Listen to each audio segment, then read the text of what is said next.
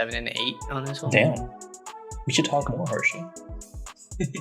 Yeah, I'm good.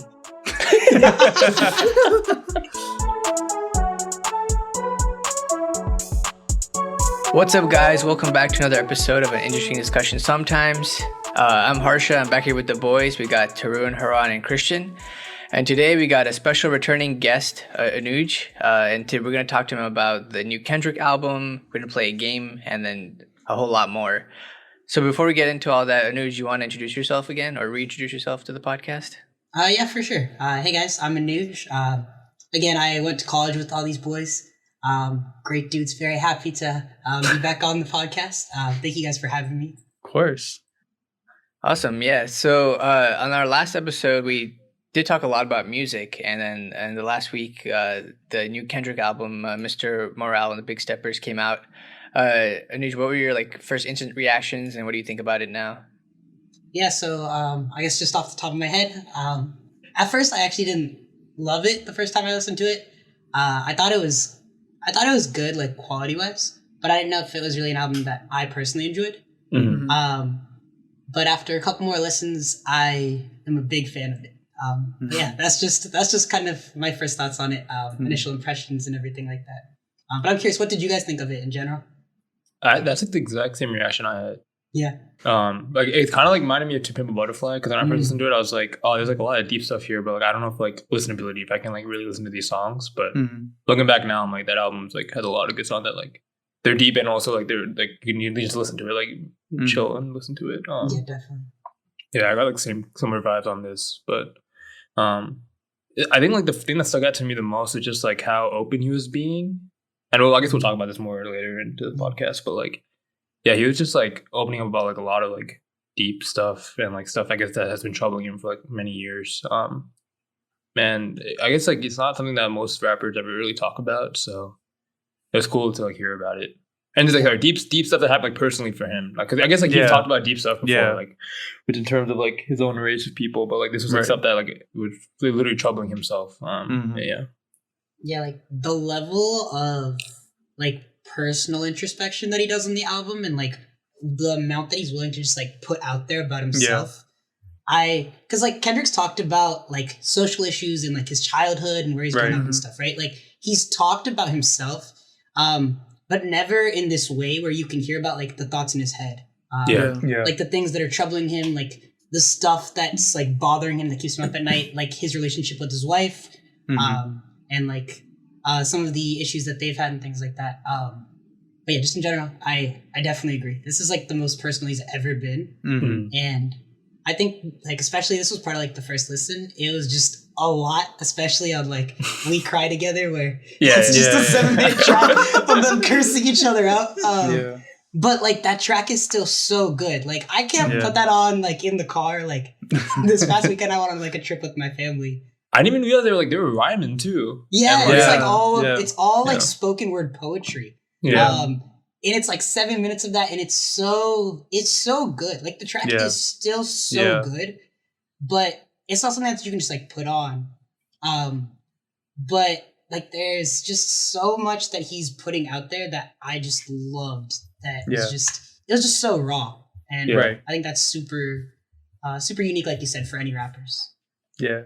We can do we can go through it track by track later if you want to try and at least impressions wise. But as a whole album, at first I was kind of okay, this is different. I don't know. Every time I go to listen to a new Kendrick album, it always starts off completely different than any other one he's released before.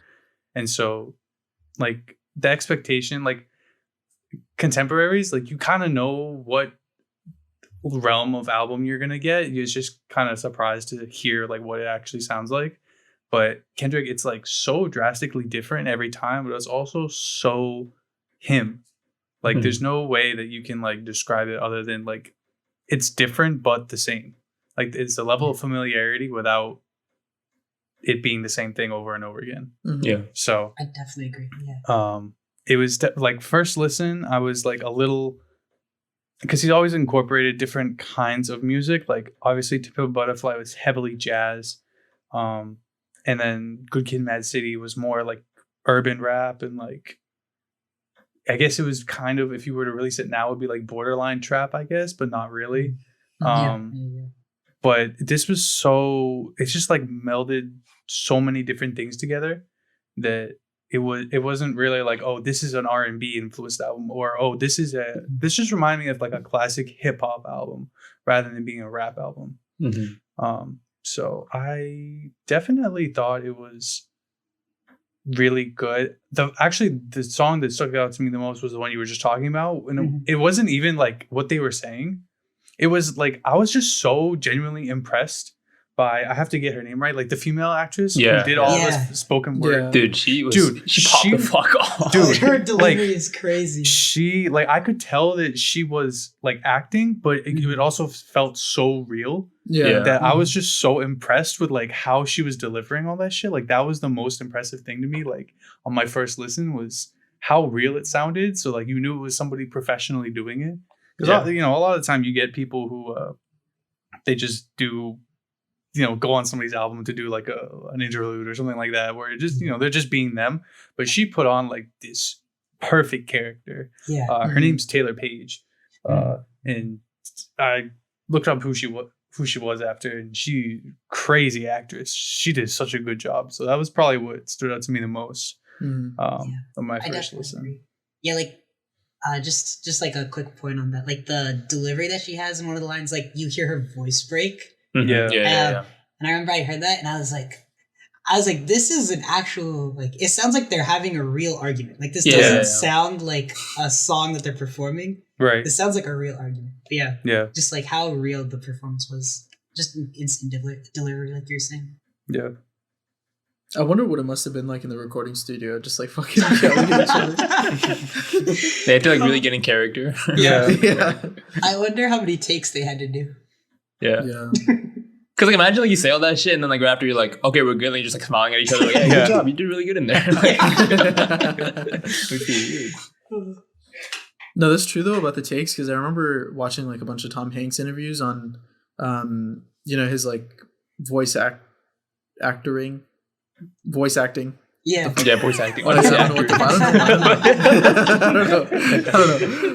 don't know. On like Toy Story and stuff. And, like the way they would do it, like he would spend hours on one line, like even just like a few words. Like if Woody fell, he would be like, oh. Like all these different types of like the actual animators would like try to like get every single intonation out of it. So I wonder if there's probably that type of same kind of variances or variations that they put together. Like I wonder how much of it is actually all just like one take or versus like like split. That'd be crazy if that was one take. That's insane. Yeah, that'd be insane. Although at the same time I could believe it, because like I feel like once you're into it, like if you get the rhythm right after like a little bit of practicing, I feel like you would actually really believe what you're saying fully. I guess you can also like hear her voice like kind of break down like as the song goes on, like, so it's clear that she has been yelling a lot. Maybe multiple takes. How many different ways could they say "fuck you"? That's what I want to know. Bro, I don't know. They use the same one many times. Harsha, what'd you think of it? I only listened to it one time through, and I guess like most people's first impressions, I didn't like it too much, and I was like, I'm not smart enough to understand everything that he's saying, and kind of left it. I kind of left it there, but maybe I'll give it another shot after this conversation and ponder a little bit. Yeah, I kind of had the same reaction. Where it's just like, generally I'm not like a very lyrics oriented person. I'm more just like bop to the beat kind of thing. And so like I know Kendrick obviously is like he is just like a poet basically. So for me to like pay attention to the lyrics and actually understand what he's saying, it definitely requires way more mental attention. Thank you. I see you've been working hard today. So yeah, I guess we can like start from the top and like go song by song. There's I think 16 songs or something. Like we don't have to go through all of them, and also some of them are interludes. So it starts off with "United in Grief." This is a song is like he's like I grieve different. Like that's probably like the most important, or like the line that stands out the most. So I thought it was a very strong open to the album. Mm-hmm. Like you hear these kind of like To Pimp a Butterfly, like the jazz and the whatever, and there's different instrumentals going on, and it's a little hectic, but it's also very well put together. I thought it was a very solid song to kick off the album with. But then you could tell like immediately, I mean, from listening to it, but that if you hear that as the first song on the album, like I guess you could tell then that was going to be like the theme is like opening up and like that sort of, I don't know. I don't know if this is a weird thing to say, but it gave me like weird like Hamilton vibes with like the piano like interjecting like between like his conversation, like not his conversation, his like rapping, and it just I don't know.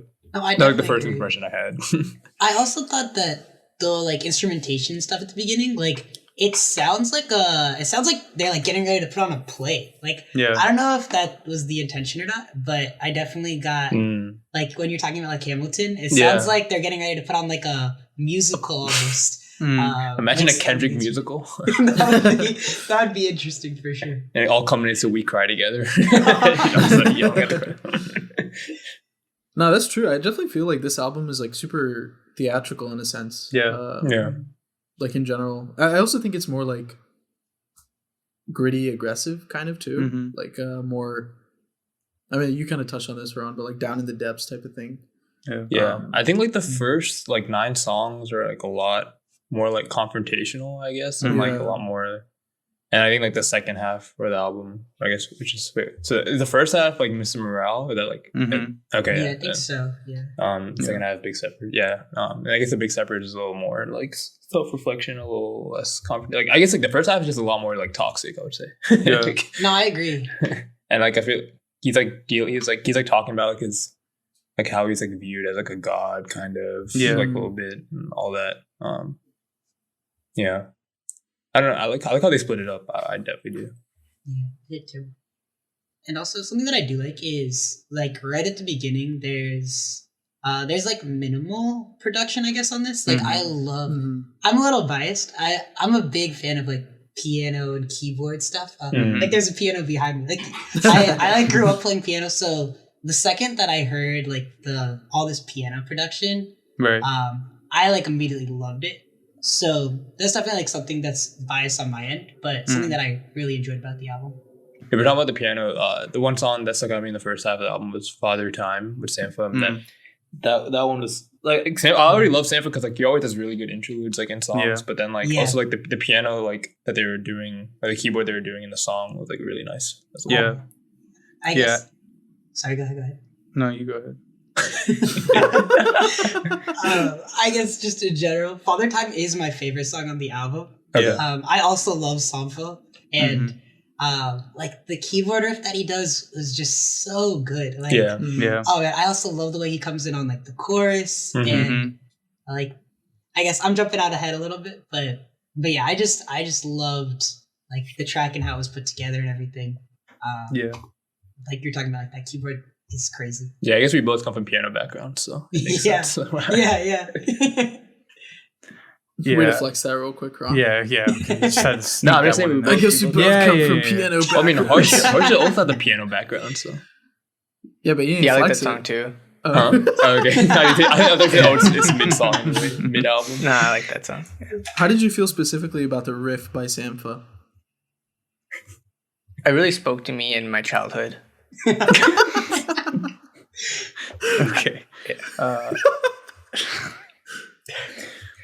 I think we would be here all day if we went song by song, but I thought N95 was a really, really good song because it was definitely, because like it has, even though this album is very conceptual, it has like some songs you can like play on the radio or like play at a pregame. I don't know if any of these are club songs, but like they're like, they can be like group listening, like one-offs, rather than listening to the whole album all the way through. So I think N95 is definitely one of those.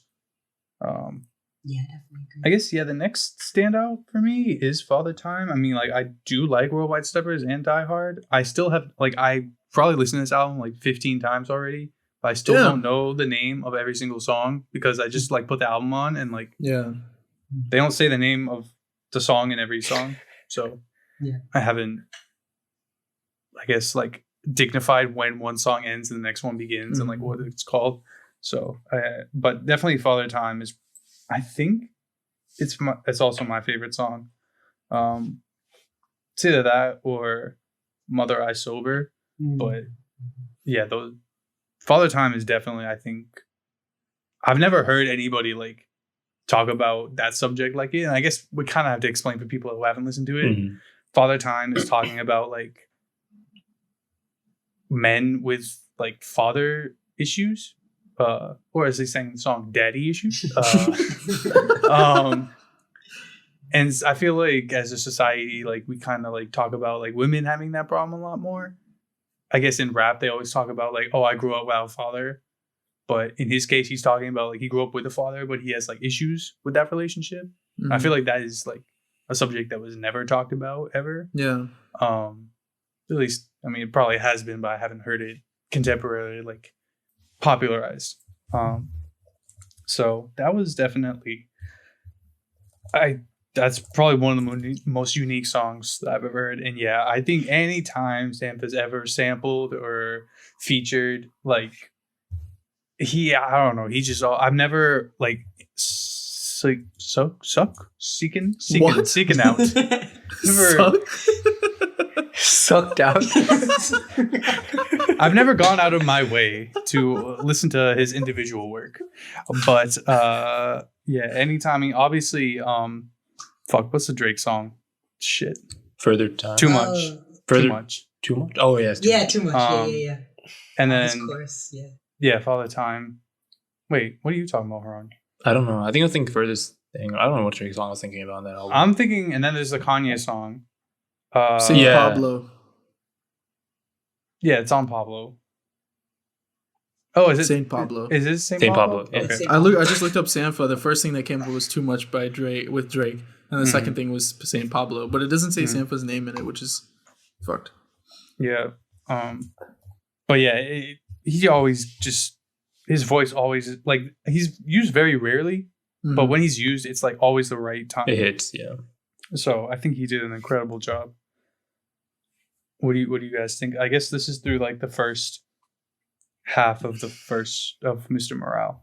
But I think it's kind of like Die Hard's felt more like a Damn song to me. I don't know if you guys got that same vibe. But like I think he uses a lot of that melody singing that he did on Damn through moments on this album, and I think that's one of them. I think I mean, we'll get to it, but like Count Me Out later is like another one where he uses that melodic, he's not even singing, he's just like in between like speaking and singing. Where I thought he implemented that part of Damn. Yeah, I definitely agree. I think it was interesting because like Die Hard sounds like an R&B song. Like I think Die Hard grew on me a lot the first time I listened to it. I didn't think that much of it. Kind of same with Purple Hearts, but Purple Hearts hasn't grown on me quite as much as Die Hard. But I like the blast chorus and like that spoken like melody rap kind of thing that Kendrick does. Yeah. That I think that at certain points in the album, I felt like it worked better than others. But on Die Hard, I personally really liked it. Yeah, Purple Hearts didn't really work for me. I don't know. I feel like him and Summer Walker didn't work. I don't know. That was just my first reaction to it. I thought she really showed up on that song, in my opinion. Again, with Summer Walker, I don't like. I heard her like in really popular songs. I've never listened to like her individual stuff, but I think when I saw like the people who were featured on this album, there were like some names that I recognized and some that I didn't. Obviously, when it came to Taylor Page, because she's an actress, not an artist, I was like, who the fuck is that? But we'll get to some of the other people later. I'm sure we will get to that. But obviously, I feel like over the last few years, if you didn't think that Baby Keem was going to be on this album, then you don't know what's going on. Because, I mean, I didn't learn they were cousins until I learned who Baby Keem was, and then it all made sense. Bro, they're cousins? I didn't know that. Holy shit. And they started, well, they didn't, but like Kendrick signed Keem to his label, which is like right before or right after like Keem started to blow up like last year, 2 years ago. Or, I don't even know time anymore, bro. But yeah, so Keem was always going to be part of this album. News real quick, what did you think about that Keem album, like the one that he dropped last year? Yeah, Melodic Blue, right? Yeah. I think it was pretty good. There were definitely, I thought it had like really high highs. Mm-hmm. There were parts that I really liked. And then I thought it had pretty low lows. Mm-hmm. So there were definitely some songs that I liked a lot more than others. I've gone back to a couple of songs. But overall, I thought it was pretty solid. I liked it more than a lot of his other stuff. Like I think I listened to like Orange Soda, a couple other songs. I've listened to a couple of his albums, but this one was definitely my favorite that he's released so far. Yeah, I would agree. Yeah, I feel like there's at least like 5 or 6 songs on that album that I think I listened to like quite a lot, but I haven't touched the rest of the album because I just didn't like it first time. I feel like the album actually has variety, is where a lot of his other stuff didn't. He was just, it sounded like Orange Soda. Like I listened to Orange Soda, I was like, okay, cool bop, and then didn't come back to it after like a month. But I feel like there's actual different types of songs, because a lot of like specifically rappers, I can't speak about other genres, but they use like, I want to say gimmick, but they use the same formula for a lot of their songs. And so like, what it's an expectation. Like, I don't know if Free Gunna or whatever, but if you listen to a Gunna song, you always know what you're going to get. It's the same flow. He's going to use the same flow. And if you like it, you like it. And if you don't, you don't. And it's not going to change. It's a one. The thing is, I feel like Gunna is actually listenable, even though he does the same thing over and over again. The person I cannot stand anymore is DaBaby, bro. Yeah, that's what I thought. Fucking song, dude. It sounds exactly the same in the worst way possible. Yeah. Everything sounds like bop to me, honestly. Yeah, he uses the same flow all the time. And there have been a couple of times where he's used a different flow. I've been like, holy shit, he can actually rap. He just chooses not to. And that's actually more annoying. Yeah, that's the worst part. I think this like leads into something that I also really like about this album in general, and like some of my favorite albums in general, I guess, are just when like artists get more experimental or they change up their sound. A song that I really appreciate, and like I think that there's a lot of music out there that sounds pretty similar. Like a lot of artists release stuff that sounds pretty similar over their over their careers. But when artists, like you talked about how this Kendrick album sounds different than the other ones, but it still sounds like Kendrick, right? Yeah. And I think that when artists can do that, it's what makes them like last on the scene. Like Kendrick's been around for so many years now. I think J. Cole does it pretty well too. Like there's other artists as well that have done it, but I think that with like DaBaby, he released like 5 albums where he rapped the exact same on every single song. Yeah, and obviously he had like other things pop up that made him fall out of favor. But true, very true. But I think that him sounding the exact same for like the 4 years that he was relevant is part of the reason that he fell off. Yeah. Damn. I'm sorry, I don't mean 4 years is being generous. I fucking love it, dude. It's the first time I heard a news talk shit. I'd say 4 years is very generous. I think like his range was like 2019 to 2021. Yeah. Yeah, I would agree. Yeah. But yeah, I just think like I really appreciate it when artists like take these risks. Like this album is like Mr. Morale and the Big Steppers. Like I don't think I've ever heard a song like We Cry Together. Yeah. No, never. So like for him to go out and do something like this, I think it's just nice because it's so refreshing. Yeah. Could you say the same about Drake, Anuj? You know, he's always trying new stuff like Jamaican bars and Arabic bars and stuff. I will say I do appreciate that Drake does try new stuff. Like he doesn't always sound the same. Yeah. He does have like variety in his songs too. I don't hate Drake, I promise. I do. Drake has grown on me. But I think he's a good artist, and I think that he's done it before. So, yeah, I do think Drake has it in him. The change he decided to go for on Certified Lover Boy was not my favorite, but he still did try. So I'll give him credit for it. Did he? Anyway, that's for another time. You know, DaBaby tried really hard, too. I don't know about that one. Yeah, you can't argue that point to me. Hot. But yeah, so I guess unless anybody has anything to say about the first half, I guess we'll just have to talk about We Cry Together, which if you haven't listened to the song and you're actually just not interested in listening to like music, like I would still recommend to go listen to this like quote unquote song, because it is, as we were describing earlier, like it's mostly just spoken poetry.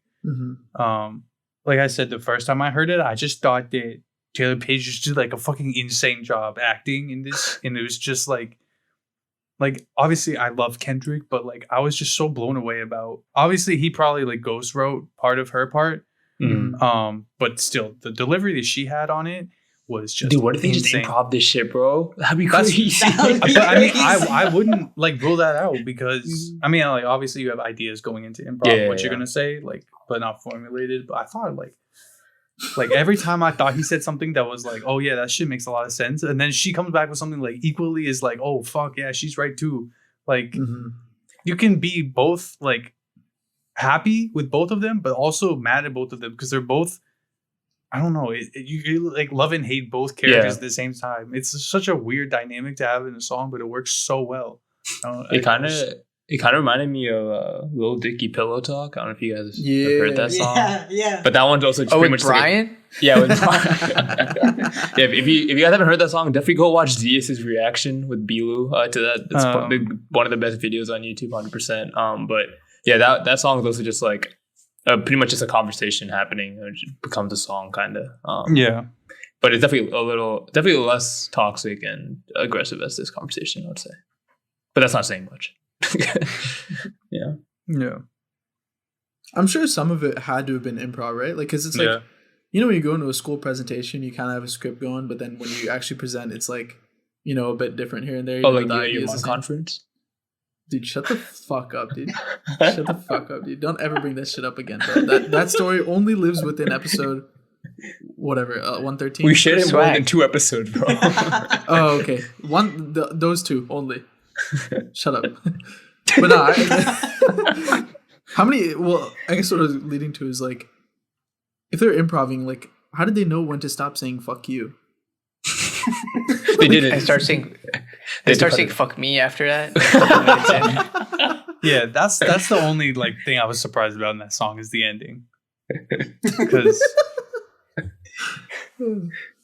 but I think that's what makes it real though. Is you can actually like what I read people's like first reactions like the night of, and they were like, this sounds like when I go and listen to a domestic dispute 3 doors down, and like and it just sounds like so human, like it's so terrible, but then it just turns out fine.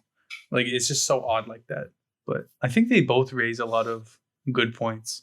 I mean, we could like deep dive into the intricacies of like what they both say, but I think that's a hard thing to do. Be like, oh, he said that women don't like each other, or don't know.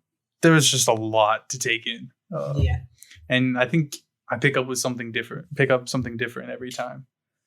So, and that is something that I do really like about Kendrick in general, is like I can listen to Pimp a Butterfly even now, like all these years later, after however many times I've listened to it, and I still get so much like new every time I listen to it. Yeah.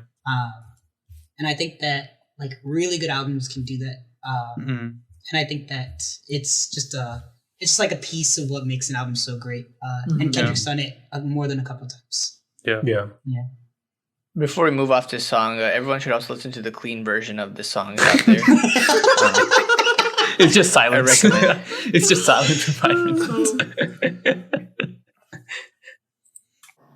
All right, guys. Just like how Kendrick's album has a interlude or a split in between 2 discs, our podcast is split in between 2 parts. So we'll catch you on the other side.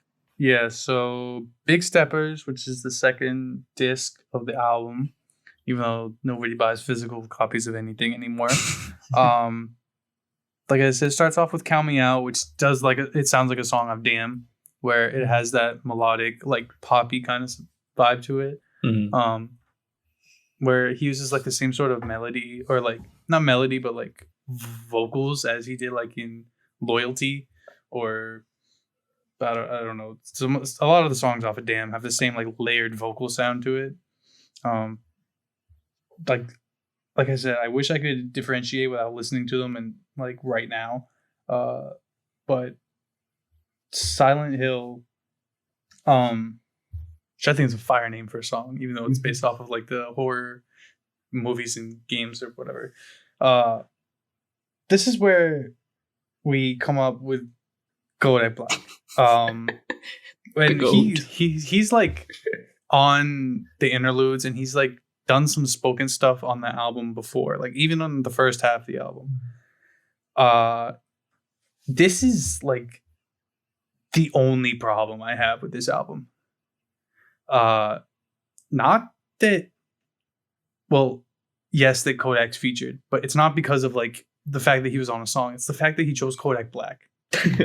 Yeah. And if you don't know why, I could just say that Kodak Black is a piece of shit, and that would be technically correct. He looks like bacteria. Okay, that is also technically correct. That's gotta be one of the most unique insults I've ever heard. Bacteria. I was just thinking about his hair, man. It looks like I don't even know. It's like, what is it called? The celiac? I don't know. That's what he has. You talking about the little like tentacles that Yeah, the bacteria? tentacles. Oh, that's Oh my god. that's the Florida hairstyle, man. They do something different in Florida with all. Like, you ever see you guys know Island Reggie Bullock, boys. like the NBA player Reggie Bullock. He's got those, but like he's got like 3 like really long ones on his head. Yeah, shout out to Reggie Bullock, bro. Nah, dude, Not he was last dog night, water. Not last night. Yeah. Hey, but he got the award though. And, you know, Then that's he good went for him. over. Anyway, Yeah. yeah. So other than just to say that Kodak Black is a piece of shit, he's had multiple rape accusations. I mean, that's just the bottom line of it. He went to jail violence. he did some sus thing with like his mom last year. I don't even want to get into that. He's just overall not a good human being. So out of all the people in the world to choose to have like do spoken word and also have a feature, I just don't get it. Mm-hmm. But I also can understand that it's supposed to be like a juxtaposition. But like, if you're purposely getting somebody who's a piece of shit like that, I think you should just rather get somebody who pretends to be a piece of shit than somebody who's actually Is that? Yeah. I have a great example of that person, bro. I much would have rather had Nav on that song. Not the first brown boy to get it popped. Don't you disrespect Nav, bro. Oh man. Yeah, so that's one of the major controversies on this album, is the fact that Kodak is like present. And if your presence upsets like millions of people like on a record, you know you're a piece of shit. Yeah. So what do you guys think? I don't know if you know the layers of Kodak's shittiness. But yeah, what do you think of him existing here now? Yeah, I feel like I was never a big Kodak fan to begin with. Not like, I guess his personal life I didn't really follow, but just his music I never really liked it anyway. Or like I liked very like few songs of his. But yeah, like, I guess I kind of agree with what you're saying. Like kind of like having him on the album kind of contradicts like some of the point he's trying to make. Yeah. And like even like not even this album, but like his like all the messages he's like shared in like album previous. So yeah, I wasn't really sure about that whole collaboration. For the song itself, it's all right. It's like a it's like a modern like rap song, I guess. I don't know. The hook is interesting. Like, yeah, that was pretty good, man. That was pretty good. I love that. That was great, bro. What's the whole bar that he says? Push these bitches off me, like, huh? Yeah, you do. Yeah, I don't know about the other lines, so can't divulge. Can you do it again, Han, real quick? No, I'm alright. What do you guys think, True and Harsha? Yeah, I actually thought the song was great until Kodak came on. Like honestly, like I could have, like if they just cut that part out, I would still be happy with the song. Yeah, I feel the same way. It was pretty unnecessary. I don't like him, so I did find a funny comment. Somebody was talking about how Kendrick's ghostwriters need to find easier words to pronounce for Kodak, because he had lines where they ended in pharmaceuticals, conglomerate, cubicle, slingshot, and he just doesn't like pronounce those words at all. He's like, he just doesn't pronounce them. Yeah, he's I don't know, like that's like you don't even know what the words are. That was the best take. Like you don't know what he's saying. The words are in there somewhere. Like you have to. I think if you Shazammed it, bro, they would like, take you to like an alien language or something. There's no way. If it was somebody else doing that, I think it would have been bearable. Like even though the feature wasn't the best, but it was like good enough. But the fact that it was Kodak is kind of disappointing. Which I think, even though I said it's like my only major flaw with this album, I think it's actually like a pretty big flaw. Given like what Ron was saying, like his whole like image or like a mission statement, if you will, as an artist, is like promoting inclusivity and that kind of shit, and then you just have like this sexist abuser. I don't know, like not everybody that Kendrick has associated himself with in the past has been like perfect, but this is a pretty big jump. Which I thought was a bit disappointing, but I'm sure we'll learn why. Then it won't make it right, but we'll have an explanation at some point in the future of why this person. I also feel like on this song, there really could have been like, I don't want to say anyone, but there's like a lot of options for people that could have been on this song. Yeah. Like I think it was a pretty, I don't think it was as like cerebral as the rest of Kendrick's stuff. So anyone could have really got on it. Yeah. Like I think he picks Kodak very like intentionally, I guess. Yeah. Yeah. Because I don't remember what songs he talks about it on, but he talks about how like people can be redeemed, kind of, and how like I know that later on in the album he starts talking about how like everybody's been through something, like all these people that are in the like industry, like the rap industry.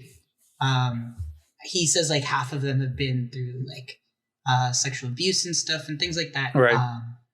And I think that he picks Kodak intentionally because he's like one of the worst people. Yeah. But I agree with you that it seems like he's trying to show like even Kodak Black can be redeemed. Yeah. But then I'm like, does he have to be? I don't think so. I'm gonna have to draw the line there. So yeah, I definitely agree. I think that Kodak should be minimized in terms of his voice because I don't think that he exactly like everything that he's been through, like what he's known for.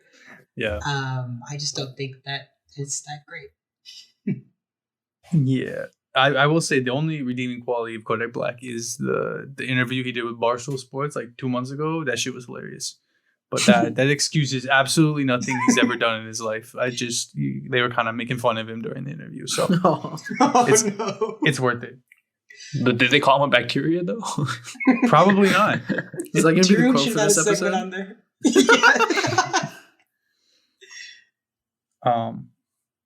The next, I mean, we could go through Savior. That's like the actual Baby Keem feature.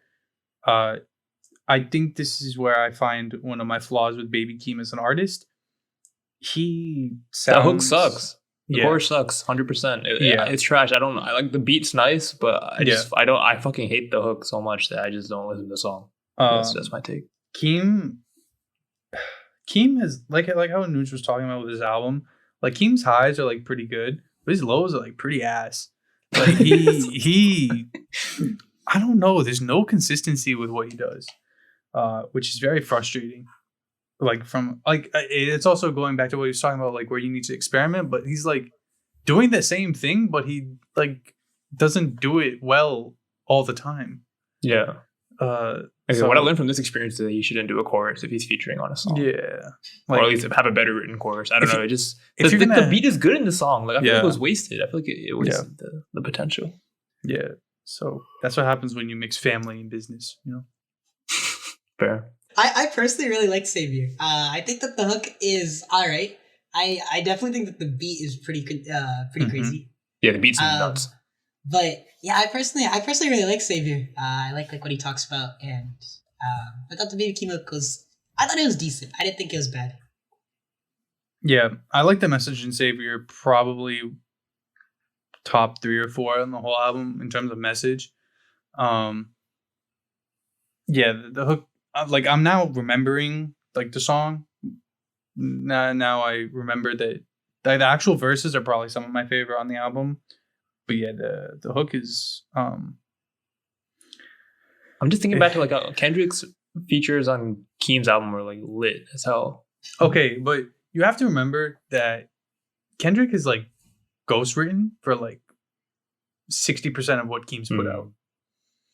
So yeah, I guess it's true. Yeah, and if Kendrick wrote that hook, then he's got some responsibility too. So I think he was like, all right, I've done all this shit for you, so just give me a hook. And then he came up with that, and that's like when you come to class without doing your homework, and then the teacher starts collecting it, and you just fucking write down whatever answers just to pass it in. So yeah, hook aside, I think it's a great song. And then we move on to Auntie Diaries, which is, I would argue, the more controversial song. Well, depending on who you are. Because in Auntie Diaries, he uses the F word. And I'm not talking about fuck. I'm talking about the F word used to degrade homosexual people. And I had this discussion with my family because they were talking about, oh, he released the album. And I was like, oh, yeah, but there's like 1 or 2 things. And the way I try to explain it is like he uses it as a shock value, but also uses it to show the shock value, like how degrading that word is. Because like throughout the song, he like stops using it, and he like explains in a musical way, obviously, like how it's a harmful word, and like the experience with his family members changing genders. All right, the people are pissed because he used the word like itself, which fair enough. But the people who I have seen, so that doesn't mean that it's the only people I've seen getting pissed about it are not people who belong to that group of LGBTQ plus. It's all like straight people who are pissed off, and so like that doesn't mean it's okay that he used it. But I think it's a tricky line, but I think if the people who are affected by that word are okay with it and have come out and said, like, this is bringing awareness to the subject, I feel like, I don't know, like, it's a case-by-case basis. I don't know. What do you guys think? Yeah, I guess I personally thought that, like, the story of the song itself, I thought was really, it was like really well done. Like, it was beautiful the way that he talks about, like his aunt and I think it's his cousin, if I'm not wrong. Yo, what if it's Baby Keem? Sorry, go on. But I thought that the way that he talks about it was, again, it's like so open, it's so like personal. Yeah. And he talks about like the memories he has with his aunt, and eventually she becomes his uncle. I thought that was like, it was such like an open story, and it was so like beautiful to hear. But then I think when he uses the F word in the song, I think I can understand that it's definitely like controversial that he uses the word itself, but I think that his intention with using it is to frame it in a better light and to explain also why it's harmful. So like you've talked about, the conversation that I've heard around it is for people who are in that community. I've heard very positive things from like what I've read online and everything. Obviously it doesn't take into account everybody, and everybody might not feel that same way. But from what I've heard, people who are a part of that community who heard this song have felt very like touched by it and have really loved it. That isn't obviously universal, but that's just what I've seen. So I guess my takeaway from it is that if he is getting this message across to, it sounds like maybe more of the group that he's kind of targeting the song with. Yeah. Then I feel like he's used it. I don't know if tastefully is the right word here. Right. But like more intentional, like effectively. Yeah, like effectively, I think is a good word to use. Yeah. So yeah, I think that like what he's trying to convey in the song comes across well. Yeah. I think it's also like, I mean, I don't know if like kids are listening to these songs, but like I'm thinking back to like my experience in like elementary school and like middle school, and like people would say the F word. Like, I mean, I may have said it maybe once or twice because like other people were saying it, but that was like said, like people were saying it in school and stuff, and like I guess like no one really knew better that like what like the real connotation behind the word and stuff. Yeah, and like he kind of explains that in the song too. Right, and like just like that kind of message, I think is like important to be shared, and like yeah, I can see like why people would be upset or like him saying it. Okay, he says like multiple times in a row, right? But yeah, like I don't think he's saying it like in a derogatory fashion. It's more of like an educational, like trying to like explain his experience.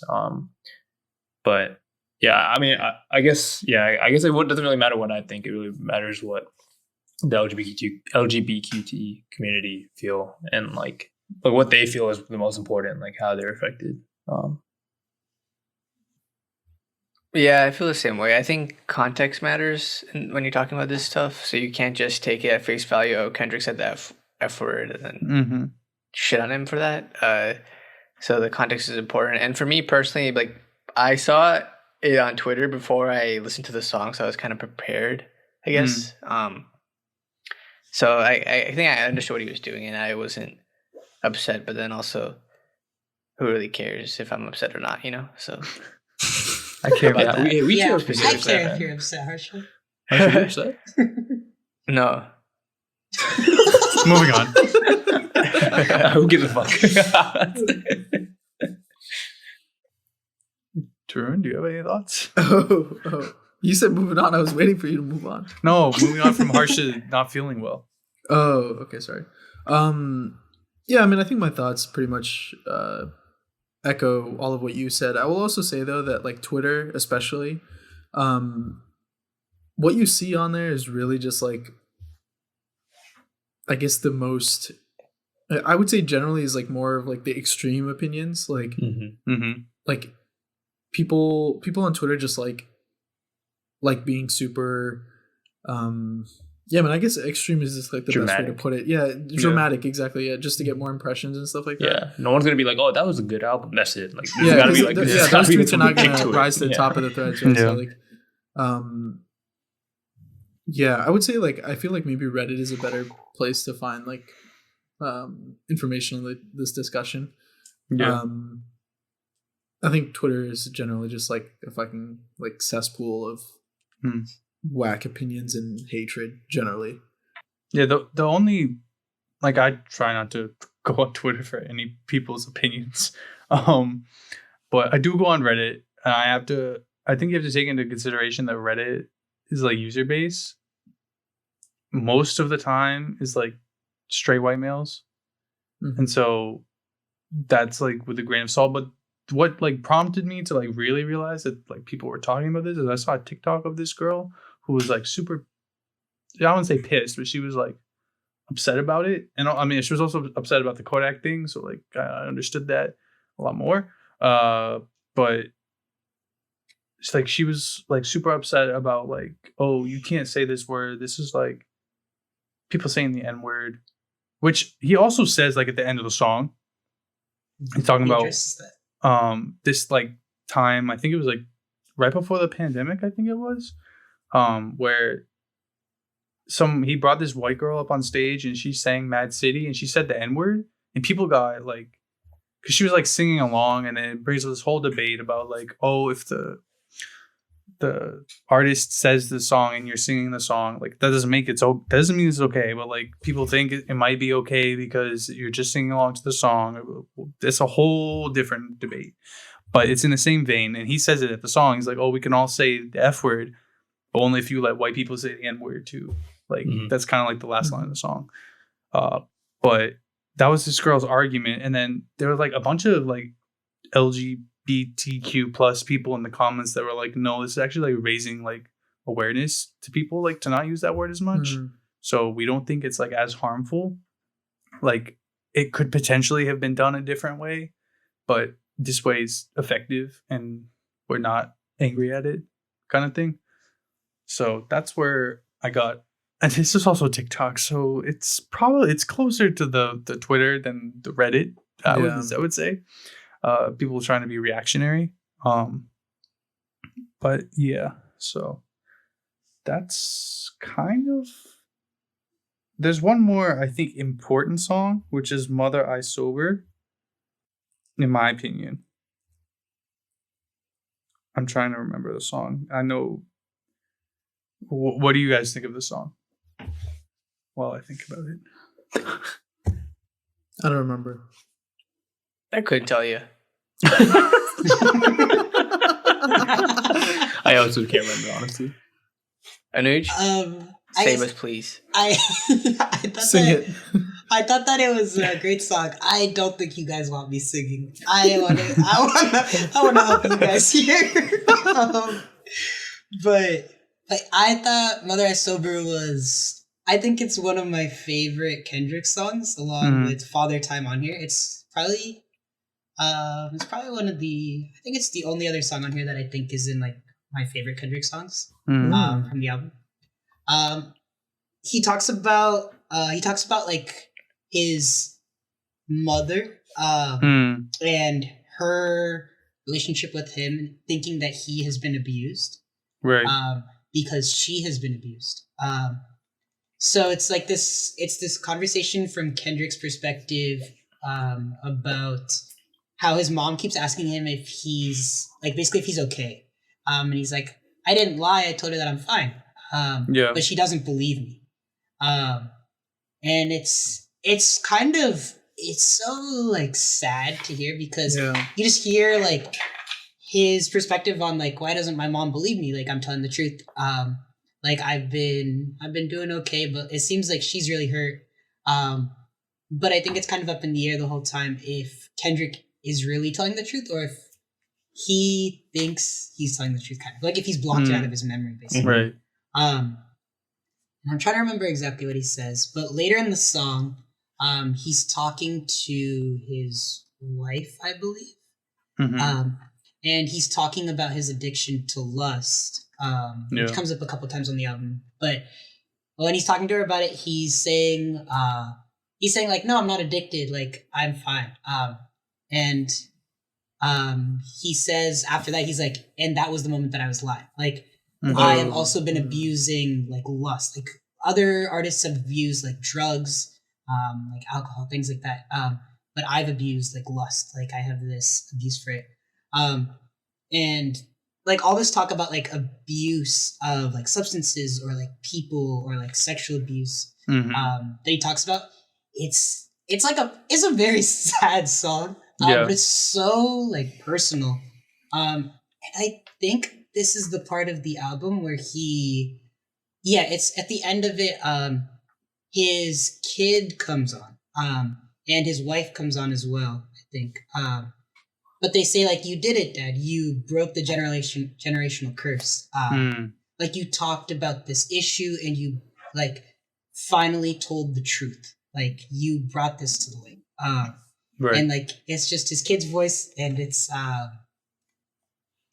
like happy and sad at the same time, I guess. But yeah, I guess I've been talking for a while, but I think that in general, like the way that that's like done, it like kind of states like the whole purpose of the album, like Kendrick breaking through, like bringing to like these like issues that like he's dealt with, but also like the community deals with, and how he wants to like break them. But yeah, that's my long thoughts on the song. Great take. Thanks, man. Yeah, I agree with you. I think, I was just skimming through the lyrics to try and remember what the song sounded like. And obviously you gave a great description of what the song is. But I definitely want to hit on the fact that it is kind of a encapsulation of what the whole album is where I think in society people talk a lot about like you were saying, substance abuse, like physical abuse, sexual abuse, but people don't always like talk about like mental abuse, where it comes like mental manipulation and that sort of thing, where you're the one doing it or being the victim of it. And some people will do it and not even realize that they're doing it because they're not as aware to those sort of situations. And then like you were talking about in that moment where he realizes like he's like in the middle of it. I think that's one of those layers of the album that like you have to really like self-reflect, or you have to do some sort of like deep thinking to like kind of articulate your own thoughts to it. Where it's such a individual problem. Like you can be in the like deep into this like mental, I don't know really what to call it, but like it doesn't have to be abuse, but you can just be so confused about like what you're looking for or like what you're trying to do that you end up like creating like a tornado effect where like you just destroy everything in your path, or you hurt people or whatever. And I feel like that's one of those moments where it's something that everybody can think about and like apply to how they view things. So yeah, that's a penultimate song to the album. Mirror is the final song, and I one of the things I really like about Kendrick's albums is that they like loop back really well. Is that when you get to the last song and it starts playing the first song of the album again, like they are pretty like fluid. Which I think pretty much everything after Section 80 has done really well. I think obviously To Pimp a Butterfly did it the best, but yeah. So unless anybody else has any lingering thoughts about the album, would people like to give scores, or do we just want to move past the rating system? We can give scores. I'm done. Okay. I do want to say I really like. I think it's the last like bar that Kendrick is saying. He says, "It's sorry I didn't save the world, my friend. I was too busy building mine again." I thought that line was insane. Yeah. Because he's like addressing like the comments that I think No Name tweeted at him about like, why aren't you stepping up during like the BLM movement? Oh, and, yeah. like, why aren't you being more outspoken? And he like addresses that. He's like, sorry, I didn't like take on the role of like being a savior or like work harder to like rebuild this community. Yeah. I was dealing with all this shit that I just presented to you. Exactly. Yeah. And I was like, this is such a good like final line to leave off on. It gave me like goosebumps even like the first time I listened to it. And it's so like simple. Like it's just like 2 lines and it's so like powerful. And I loved the ending of that album. Yeah. That reminds me of the other parts of, I forget which song it is, but he was talking about like the vaccine and like religion, and like he said Kyrie, and he said like all these like different people, like he's questioning their line of thought. He's like, oh, I thought this was the right thing to do, but then somebody else did something that made me like second guess. Like there was a bunch of different times where he was like self-reflecting like in the moment. Where I think, and he was like, and maybe it was savior, because he was like, Future told you to do something, but he is not your savior. Like LeBron showed you how to give his flowers, but he is not your savior, or something like that. Which is terrible, but but yeah. So like, there's also like, I don't know, there's so many layers that's why I've listened to this album 15 times, is that there's just so many things that you can pick up on differently each time. So, and to that, we'll give our scores now. Anuj, you can go last as the special guest. Harsha, you started off. Well, clearly, like in the beginning when I said I listened to it one time, I didn't like it that much. I feel bad giving it a bad score after all this conversation that I learned from it. That's why you're starting. So you can give a pre and a post. You can give a pre-score and a post score. Pre, I was like, like between a 5 and a 6. I was like, I don't really like care to listen to this again. Like, I need to sit down and like think about it and listen to it, and I didn't want to at that time. But after talking about it with you guys, I think I'm up to between the 7 and 8 on this one. Damn, we should talk more, Harsha. Yeah, I'm good. I guess for those of you that have like listened to it more than I have, where would you guys think it also like ranks in terms of Kendrick's other albums, along with your score? Whoa. Okay. It's a loaded question, my guy. Yeah. I'll go next so that you guys can think about that. Okay. But I think conceptually, 10 out of 10. Musically, probably 7-ish out of 10. But overall score, 1 out of 10 because of the absence of Nav. Nav features insane ranking. 10 out of 10 for sure. Insane ranking. No, but yeah, I think I'd probably give it a 7. I think if I listen to it more and like Harsha said, basically, I think if I listen to it more, it'll go up. But where it ranks, I don't know. I still think Good Kid, Mad City, or I think that might be my favorite still. But like, where does this rank though? Like third, bro, maybe third. So what's the bottom of that list? What's Kendrick's first album called? Section 80. Section 80. Yeah, that one. Wow. Oh, whoa, dude! Yo, Vishwa would not be happy. You would be kind of brazy right now with that. Mainly because of the absence of Nav. Get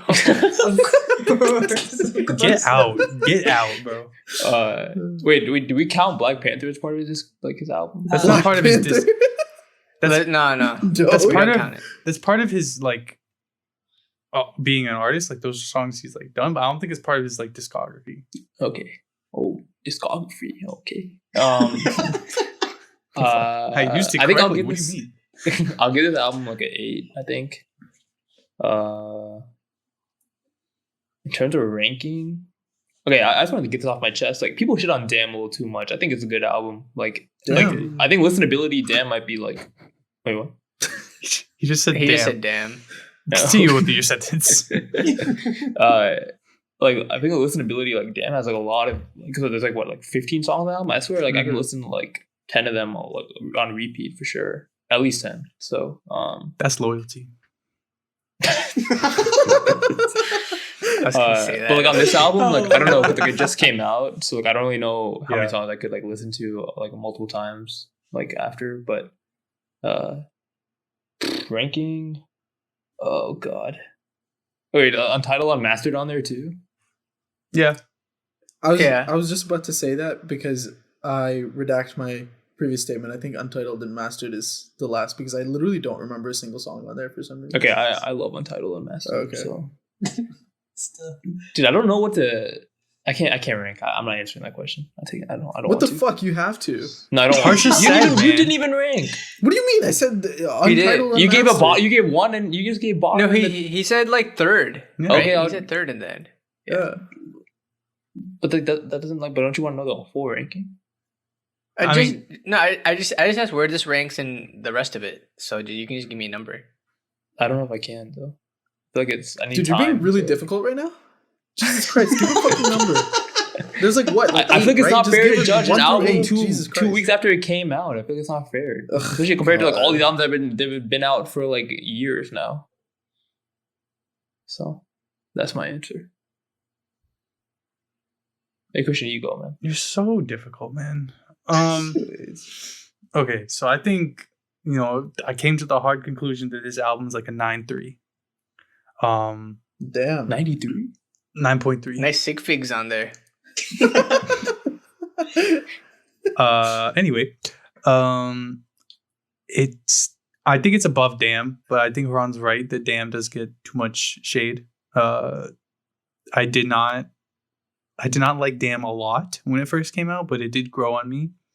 But I feel like I'm gonna look back on this album like I look back on To Pimp a Butterfly, where if I want to go through like an experience, I'm going to put this album on a lot. where like I have to be in a certain setting to listen to a full concept album and like be in the mood to think about it the whole time that I'm listening. I always flip-flop between Damn or To Pimp a Butterfly and Good Kid, Mad City as number one.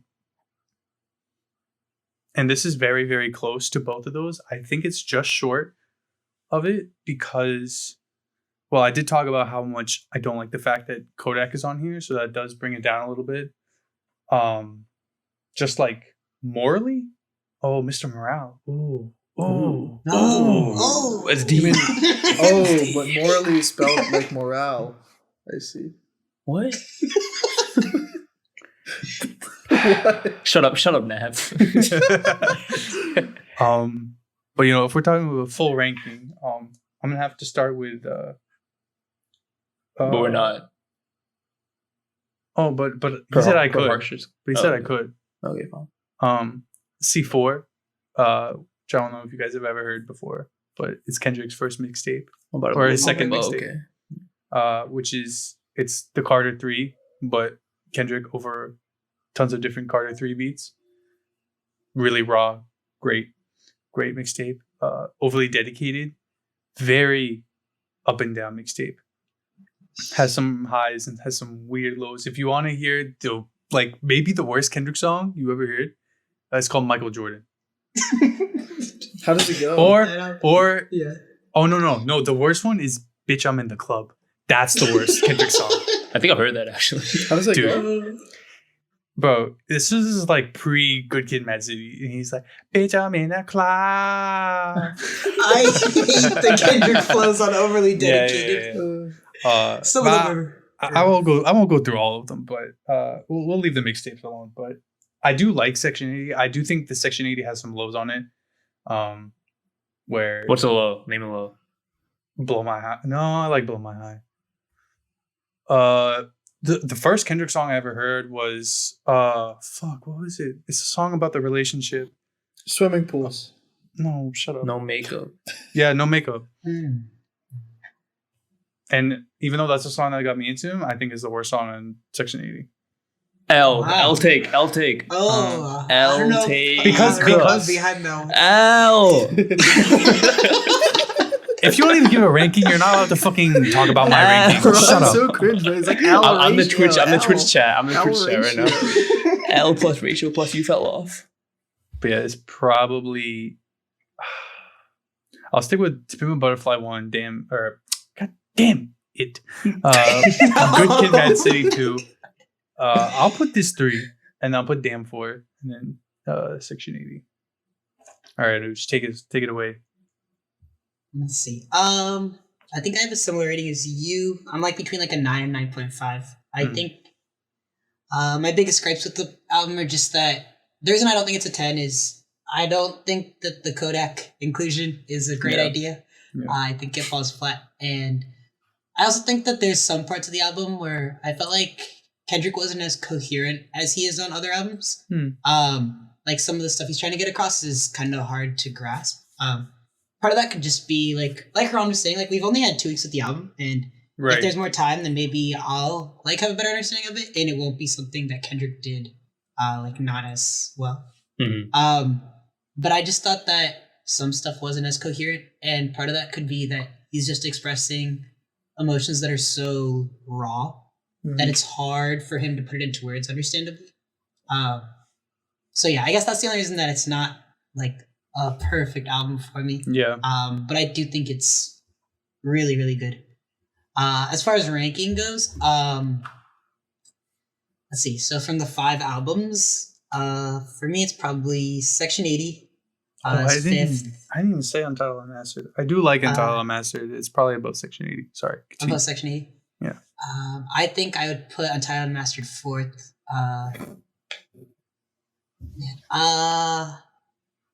I would say, I think I'm going to put Good Kid 3rd, Mr. Morale 2nd, and To Pimp a Butterfly 1st. Whoa. I think that with time, I can definitely see this album being my second favorite Kendrick album. I don't know.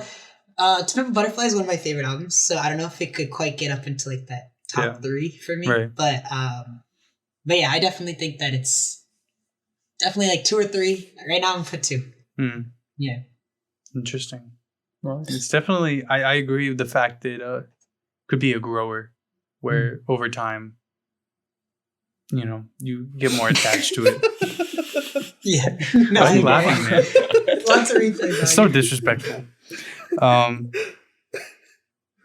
yeah, I think it lacks very minorly, like sonically, like kind of like what Tarun was talking about, where some of the actual audio is a little hit or miss.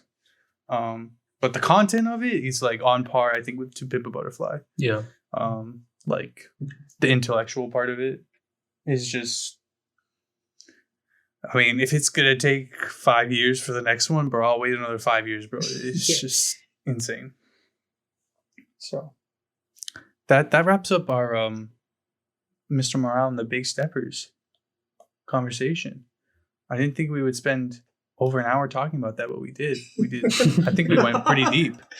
But we did tease that we had a game to play. It's I don't really know who wants to describe the game. Because I don't know how to best describe the game. I can give it a shot. All right, take it away, pal. So the 4 of us, not Anuj because he's a special guest. We will never make our guests do work for us. That's not contractually obligated. We might do that in the future. Yeah, we might do that in the future. Essentially, we all came up with 2 different bars, if you will, from different rap songs, and potentially we're just gonna say the bar as it is, not like rap it, so to give any hints. And yeah, it's pretty simple. Like you say the bar, and then you have to guess the artist and the song in which it was said. Yeah, and then it's just like we'll just keep track. I mean, the thing is, we all came up with questions, so like it's gonna be hard to like have a winner. So I guess Anuj, if you don't win, actually, it'd be pretty bad on you. Yeah, but the pressure is on. But yeah, who wants to get us started? I guess. I can go first. All right, Okay. go for it. Okay. Wait, can I guess before he says anything? I think it's going to be It's gonna be Nav. Nav. You'd think that I specifically didn't try to find Nav lyrics. Oh wait, so should we do it as like we buzz in, or should we all give answers? Because I feel like if somebody gives like the right answer, we might all copy it. We can do a buzz in. Okay. Should you have buzzer noises? I don't think we should murder. Oh, okay. No. Haran's a winner. Haran, can you do the Kendrick sound from the Kodak? No, I can't. Another one-time thing. Just whoever says it first. Yeah, How about that? Okay, Yeah, that's fine. Yeah, that's fine. Like first come, first serve. Okay, this first one might be a little bit easy, but I don't remember hearing it. So, anyway, never been a gopher, but I always been a soldier. Wait, can you repeat that? Yeah, Never been a gopher? never been a gopher, but I always been a soldier. I think it's Migos, but I don't remember what song. I legitimately have no idea. I don't think I remember that. T-shirt. Yeah, Harsha got it. Okay, 1 point for each, I guess. We can get 1 point for the artist, 1 point for the song name. Okay. I guess. Sure. Yeah, the flow is like, never been a gopher, but I always been a soldier. Yeah. Yeah. It's a good thing we didn't rap that. That sounds exactly good. Okay. +1 for Harsha, +1 for Christian. Next one. Monday morning, got a dentist appointment. Little bitch, you can check out the dentures plate.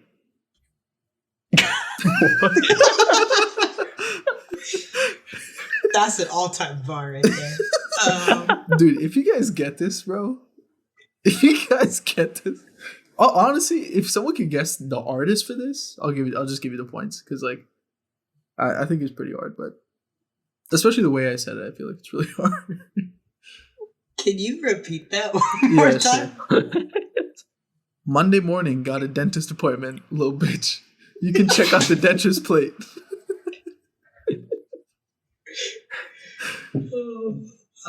Lil Yachty. That's my only guess. I have no idea what the fuck song it might be. Okay, that's wrong. If someone else wants to guess, or maybe all of us can, or all of you guys can guess. Fucking, I don't know, Uzi Vert, man. I don't even know a song. Harsha and Uj. Like, I'm gonna go 21 Savage. Harsha? So it's none of those? No. I have no idea, honestly. Like Lil Baby. No, it's Young Thug from With Them. Oh, Young Thug would say I was something gonna guess like Young that. He's like, I want to fuck her, but she play more games than the NBA. Monday morning got a dentist appointment, little bitch. You can check out the dentist plate. oh, that's what he's saying. Honestly, I don't know what he's saying. I knew if you had said the first bar, I probably would have got it. But Yeah. because of that second bar, where you can't understand a fucking thing he says, fair play. It's Fair play. literally just that flow that you can understand, bro. It's That's the a same, that's a fire song. Yeah, that's a good song. That is a good song. She's sucking that Hey, dick. Trent, that was a great Young Thug impression. Yeah, that was Yeah, that was fantastic. I had to, when I found the lyric, I had to like listen to the song after. I was like, oh my god, I've never actually listened to the bars on this song except for the Airhead one, bro. Yeah. Oh, that's goated. You're free thugger, but keep one up. Keep one Yeah, up. I'll give myself the point for that one. Okay. I approve. Yeah, if you pitch a shutout, you get a point. That's fair. I can go next. Okay, go ahead. I don't think mine are too hard, hopefully. Okay. All right, first one I think you guys should get pretty quickly, but Now, life is a beach, I'm just playing in the sand. Lil Wayne. And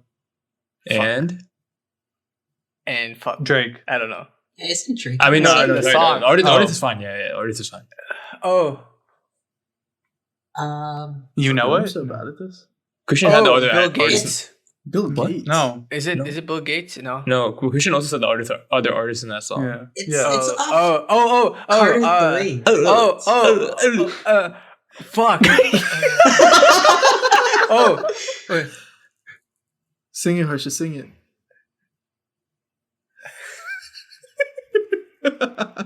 Right above it. Yeah. Nice. Good shit, Harsha. 2 points for Harsha. How does Wait, this he was- song he actually was go? cool. Life is a beach, I'm just playing in the sand. Oh, Something like okay. that. Ba-ba-ba-ba. The Oh, he's got instrumentals, it. man. Beautiful instrumentals. Yeah, dude, it was in like Mountain Dew commercials or some shit. Yeah. Right? Was it Yeah. really? Yeah. I think, yeah. Like So- 2 years ago, like recently. That was probably like the song that really got me into not really got me into rap, but like one of my first like favorite rap songs. Mm. So does It was my Harsha entry, get 2 points for my that? gateway to Yeah, bro. same. Does Harsha get 2 points for that, or just one for? Give him 2. You got both the song. Okay. Give him 3. Well, no. That's too far. All right. The next song, or I guess the next bar. I don't like how you're smiling before you can say it. I'm trying to I'm gonna not smile while I say this. Blueface. Is this gonna be goofy? No, it's not goofy. I got 99 problems and they all bitches. This Wait, is I Kid know Cudi. this. Yeah. Yep. Yeah.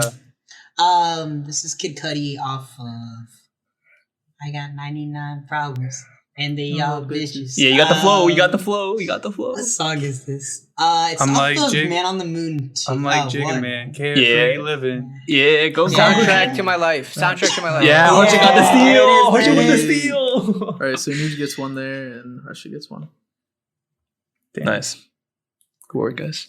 Yeah, I was listening to that song today. That was my inspiration. That song just makes me happy. It's Yeah, such dude. That's a good a song. feel good song. Yeah. That's a good album. Yeah, very good album. Good I like guy it too. somewhere behind. Shout out Scott. We asked Vishwa this question with a previous guest on our podcast. But we were comparing this album to Kanye's first album, which was College Dropout. Okay. Yeah. What would you pick? Or the Kid Cudi's Man on the Moon? I Or- personally would take Kid Cudi. That's what most of us said, I think. Yeah. Yeah. I think College Dropout's a good album, but I think Kid Cudi's Man on the Moon has it still gets played at parties. Yeah. It's Mhm. still something that I've listened to songs off of Man on the Moon last week.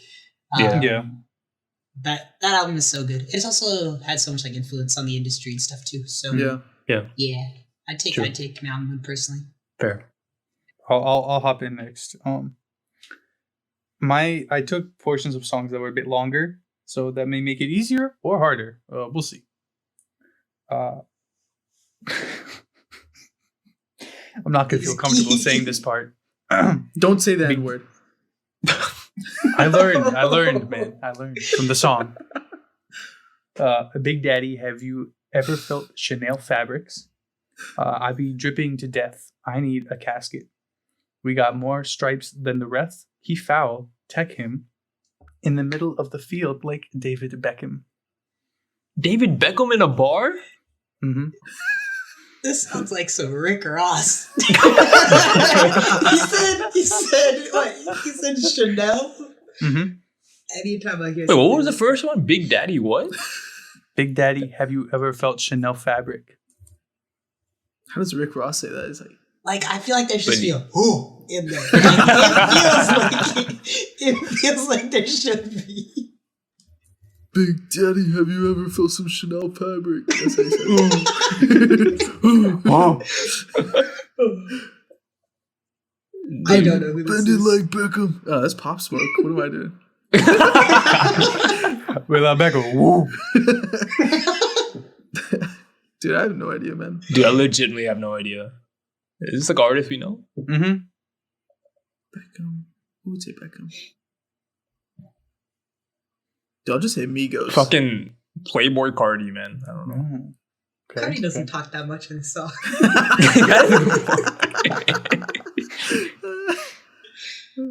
I'm gonna push you two guys for guesses. Young Thug. Imagine it's the same song. We're just all learning about the lyrics he's using in these songs today. I feel like Rick Ross actually was a good guess, but then I realized like he usually says like, I'm the biggest one, I'm the boss. He He never calls himself daddy, he calls himself the boss. That was good. That was solid. That was solid. Wait, who did you guess? I cannot think of who else, but this might be. Like, I was thinking about, I was like, maybe Drake said something like this, but Nah, Drake's too soft to say something like that, man. Drake probably does know Beckham well, though. He seems No, like probably, tight. yeah. Sure. Okay. Jordan, you said the Migos. Yeah. I'm gonna have to push you to pick Amigo. Oh, Oh, it's got to be. Oh fuck, dude. Wait, can I re-guess now or? No, that's not fair. There's only 3 Migos. That's not fair. I'm giving myself a point for this anyway. Interesting.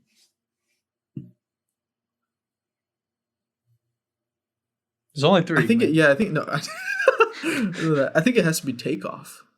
Oh, That is incorrect. Fuck. it's Offset. fuck! right? It's Offset. Wait, Yeah. What is it? What song This is is this is It's off his ZZ. solo album. It's on ZZ. Oh. By Kodak Black. it all comes full circle. Wait, how does this song go? I mean, how does Big this Daddy, part have you go? ever felt Chanel fabric? I be dripping to death. I need a casket. We got more stripes to the rep. He foul tech him in the middle of the field like David Beckham. Yeah. No, man. Yeah, that's good, man. I won't give myself the point, but respect. You get half a point because you got Amigos. Okay, I'll give myself a point. The beat on that song is so crazy. Yeah. Yeah. Okay. This one should be easier, I think. Her body got an ass like a ruler that a ruler couldn't measure, and it make me come fast, but I never get This embarrassed. is Kanye. Yeah. That's Wait. Her body got an ass like a ruler? That a ruler couldn't measure. Body got an ass like a ruler. Wait, say the next line? Oh, And it make me Mercy. And it make me come fast, but I never get embarrassed. Oh, wait. I actually know who this is now. Wait, I think So this is no, Kendrick. this Wait, this is- is Kendrick, right? Yeah, this is Kendrick. I feel like this is. This is off of. Is it? I Somebody, don't know. somebody got to say it. Is Somebody it gotta say backseat? Is it backseat? It is backseat Yeah, freestyle. Backseat Freestyle. Yeah. Yeah. You said Kanye, and I was like, Kanye has a bar kind of like that, but it's something else. Yeah. He has Yeah, like it sounds the that's similar. why God created like eyeballs. You know what I'm talking about? The one in started What is up, that off of? started up, but with Lloyd and Kanye had like a bar on that. It was like, her booty is why God created eyeballs, and her booty is why God created my balls, or something like that. I was thinking that for her. So Ron got 2 for that? Yeah. No, Nietzsche. Yeah, split it between them two. Okay. No, I think Haran got it before I did, didn't he? No, we can split. We can split. No, split. Yeah, we'll definitely You're too split. kind, Haran. You're too kind. It's not Haran, bro. It's me. I'm the point master. All right, Harsha. You got closest strong. All right. Migos. I'm gonna move me some dope like Future. I'm gonna go in that bit with a ruler. I'm gonna toast me a N-word like strudels. God, you said that so whack. Can you repeat it, please? I'm gonna move me some. I'm gonna move me some dope like Future. I'm gonna go in that bit with a ruler. I'm gonna toast me a N-word like strudels. I thought that was pretty funny. The last line. So I picked it. Okay, I'm pretty sure this is Young Thug. Shit. I was gonna just guess Young Thug because he collabs Future so much. Or could be Gunna. Wanna? No, I think you're right with Young Thug, bro. I don't know any other rapper that would talk about strudel.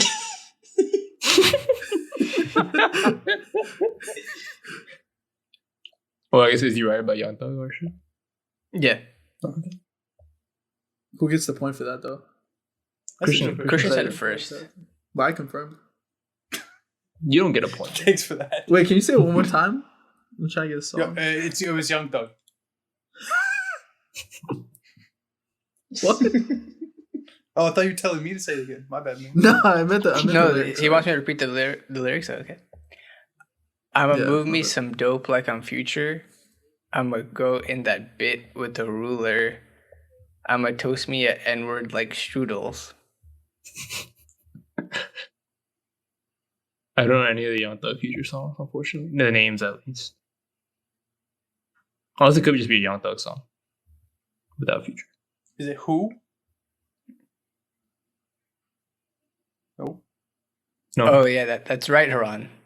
Wait, what? Christian said it. Wait, what? What? Harsha, you okay? Is he frozen? Oh no. Oh no, my Zoom's frozen. Oh. Yeah. Wait. So. Wait. What is going on? What's happening up there in the area? Are they losing power? Well, this is an interesting ending to this episode. Damn. Well, he said that's right, so I'm gonna take the Christian points. gets the point. I think you got him. I think you got it. But- Maybe Tarun's just counting up the points real fast off camera, and then he'll come back on and dramatically announce the winner. Yeah, I have a feeling we may be chalked. Yeah. We'll give him a minute to come back to life. This is like when Oh no! We lost. Yeah, one. I think the Nova boys have lost their power. They're gone. that's tough. And I guess since they forfeited, yeah, that's true. that makes us all three joint winners. Yeah. I mean, Let's go. as Kanye will say, I guess we'll never know. I guess we'll never know. The actual tally. So yeah. Oh no, we've been. I received a Morse code message saying that the Wi-Fi is coming back. Oh. For Darud, at least. I don't know about Harsha. I'm hotspotting off my phone. What happened to Harsha? He also got kicked out. He's gone. He froze. He froze. Came back for a second, and just kicked out. You guys really are truly the same person, man. It's crazy. The worst part was, I think I came up with an answer, bro, and then I was like, "Fuck." No, the funniest part is like Christian said like the song name "Who," and then like it was a pause, and 5 seconds later, Harsha was like, "Ron, yeah, I think you're right." And I was like, "We were like, wait, what?" Christian said that, and then Harsha's face was frozen. We're like, "Harsha, are you okay?" And then he got kicked. All right. After technical difficulties, all of the Northern Virginia Wi-Fi just going down, we've been rejoined by Tarun and Harsha. So we had some miscommunication. Harsha, what was even if nobody got it, what was the song name? Actually, no, Digits by Young Thug. Oh, Tarun. Oh, shit. Tarun, Okay. let's go. Tarun got it. Let's go. While we were on break, Tarun did say that, so I could pull out the Dude, evidence. Tarun just I won't. Tarun But, killed his Wi-Fi so he could look it up on his phone. Bro. That's Damn. cheating, bro. That's crazy. Yeah, and he did some fudging of the number. But while you guys were gone, me, Haran, and Anuj came to a majority decision that the three of us were just joint winners. So, yeah. Good luck. Wait, but I have the points right here. But Harsha Yeah. still has one more question, right? Or one more bar. No, I needed two. Oh, you did two. No, I do have another one. Okay. No, I only did one. I have a second one. Wait, you only done one? Yeah, so I thought. Okay. Yeah. Yeah. Then Alright. go ahead. Look, I'd be probably on my skateboard trying to learn a new trick. I just fucked an avatar. Now I got a blue dick. Money, money talks, bullshit walks if the shoe fit. Money talks. Shit. Dude, this sounds so familiar. Blue Dick sounds so familiar. The money talks. Dude, the song might be difficult, but I feel like the artist is probably easy. Is it Lil Wayne? Yes. Yeah, that sounds right. Oh, is it Oh, a million? No. Is it is it Gunwalk? No. Fuck. Fuck, I know the song, dude. Oh. Because he says money talks, bullshit walks on a different song. That's his actual song. Yeah. But this one, he says it on a feature. It's like different, a little bit different. Hmm. So I think I'll just give the answer. Yeah, that's fine. It's I'm a Boss remix. Ah. Yeah, and then as I was Googling song lyrics, I found another one that we all already shared on the podcast, but I want to see if Anuj will get it. It's take them boys to school, swagonometry. Bitch, I'm bleeding bad like a bumblebee. We did this exercise on the podcast before, so I won't ask the rest of them to guess, but Anuj, if you got one. Oh Let me know. man. I'll take a guess. Swagonometry. Who is clever enough to come up with that term? I'm gonna go with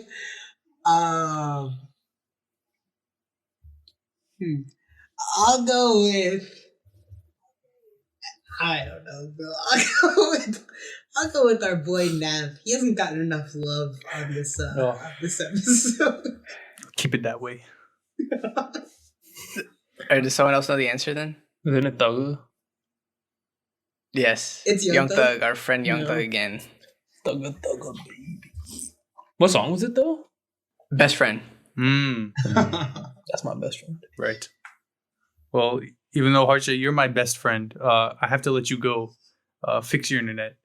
But we're gonna end this episode. That's my way of saying that. It's just to be 100% clear.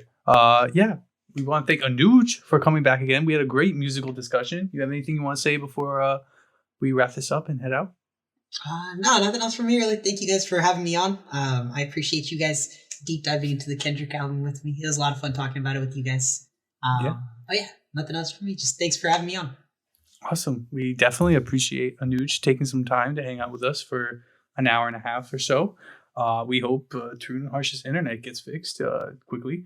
Yeah, but if you like what you heard from us, you can catch us on Spotify, Apple Podcasts, YouTube, wherever you get your podcasts from. We're on Instagram at An Interesting Discussion. You can check out all of our wonderful video, picture, whatever kind of posts we got. We got tons of posts about our guests. We can see whoever is coming on maybe next week or who was on last week. We got tons of different kinds of posts. Check them all out. Make sure you drop us a follow. And yeah, that's going to wrap it up. We hope you guys enjoyed. Special thanks to Anuj for coming on again, for being a big stepper with us. And yeah, we'll catch you guys next week. All right. Bye, guys. Bye. Bye.